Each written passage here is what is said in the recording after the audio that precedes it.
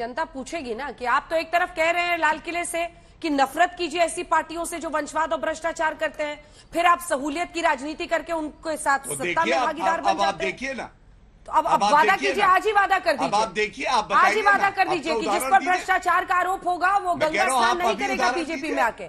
आज आप वादा कीजिए। गौरव जी को दिखाइए मेरे साथ। आज गौरव जी वादा करेंगे कि जिस पर भ्रष्टाचार का आरोप हो वो बीजेपी में आकर गंगा स्नान नहीं करेगा।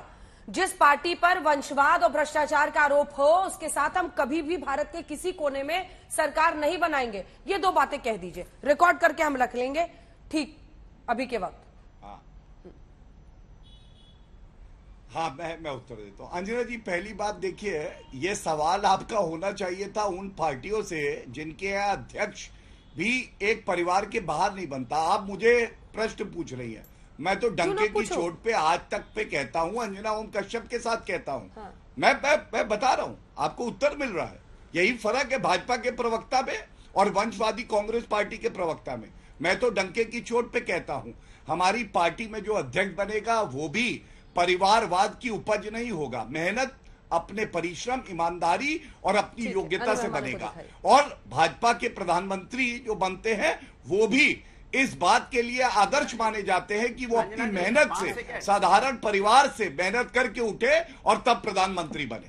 यही फर्क है। अखिलेश यादव को 5.5 मुख्यमंत्री कहा गया। उनकी योग्यता केवल ये थी कि वो मुलायम सिंह यादव के पुत्र थे, इसके अलावा कुछ नहीं। ठीक है, अब गौरव जी सुनिए। अनुराग, इनको चुप करा दीजिए। करा दिया। अंजना जी, पहली बात तो मैं आपको बधाई देता हूं, क्या सवाल आपने पूछा है और ये जवाब भी। हरियाणा में चौटाला जी की सरकार करिए गिरा देगी, ये नहीं बनाएंगे परिवारवाद के साथ सरकार। बोले अभी अनाउंस करें और कहें जो भ्रष्टाचार में लिप्त है उनको अपनी पार्टी में भी नहीं लेंगे। ये बोले आप अपने पार्टी के परिवारवाद पे चर्चा नहीं कर पाओगे। सरकार गिर जाएगी, ये ऐसा नहीं करेंगे। जब इनको सरकार बनानी होती है तो भ्रष्ट आदमी भी इनको उसके अंदर में एकदम साफ सुथरा इनको देवता नजर आने लगता है। कहता है इससे तो अच्छा कोई नेता हो ही नहीं सकता। आइए आइए आइए, जी प्रणाम दंडवत। आपके बगैर मेरी सरकार कैसे बन सकती है? आप तो बहुत भले व्यक्ति हैं। आपका बेटा हो या बहू हो, सब राज्यसभा में रहे, लोकसभा में रहे, मुझे कोई दिक्कत नहीं, सरकार चाहिए। कमाल है। चौटाला जी दंडवत, आपके साथ सरकार बनानी है, तीसरी पीढ़ी के साथ सरकार बनाए बैठे हो और यहाँ बातें लंबी आप वादा करके, आपने पूछा ये वादा करके जाए, वादा नहीं कर सकते क्योंकि ये सत्ता के भूखे नशे सत्ता चाहिए। नहीं कोई परिवार से मतलब है, नहीं कोई जनता से मतलब है। नहीं, आप वादा कर सकते हो अखिलेश यादव को अध्यक्ष पद से अभी गौरव जी नहीं, गौरव जी आवाज नहीं चुकी। गौरव जी आवाज नहीं जा रही। गौरव जी अपनी पार्टी में शामिल कर लेंगे, सत्ता चाहिए। आज ये सत्ता के भूखे, सत्ता के नाम पे सब भूल जाते हैं, इसलिए अंजना जी। गौरव, हाँ अंजना जी 2 सेकंड और है, 2 सेकंड जल्दी पूरा। अंजना जी 2 सेकंड। अंजना जी 2 सेकंड। इनसे तो कितनी सी बात है, महंगाई बेलगाम है, लफाजी बेशुमार है, ना नौकरी ना रोजगार, और इनको तो सिर्फ सूझ रहा है परिवार, अपना परिवार, शिंदे परिवार, चौटाला परिवार। जहाँ जहाँ सरकार बनानी है वही भ्रष्ट लोगों से इनका साथ रहना है। इनको जनता की समस्या से कोई लेना नहीं है। आपके सवाल जो आपने पूछा इसके लिए बधाई।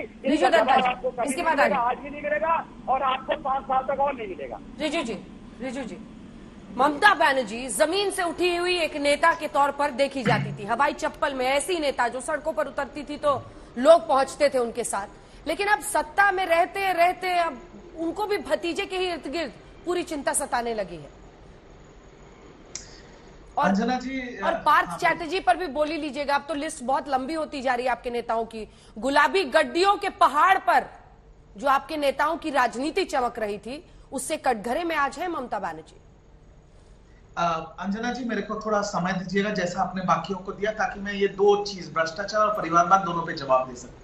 पहला तो मेरे पार्टी के तरफ से आज पहलगांव में जहां पर हमारे जवान शहीद हुए उनके परिवार को हमारी पार्टी की तरफ से गहरी संवेदना व्यक्त करता हूं मैं।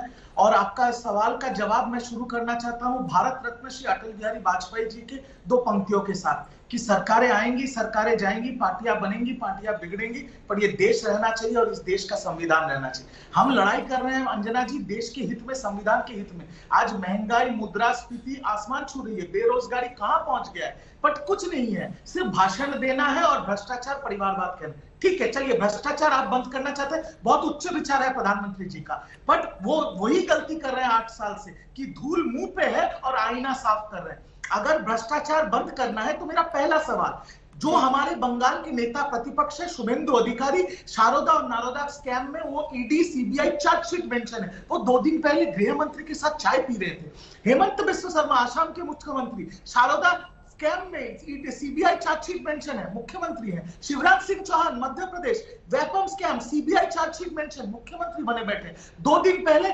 झारखंड का सरकार गिराने का सोचा था भाजपा, बंगाल पुलिस ने बचा लिया झारखंड सरकार। उनके एमएलए ने कोर्ट में बोला बीजेपी हमको 10-10 करोड़ दे रहा था। कुछ नहीं हो रहा है, कोई ईडी नहीं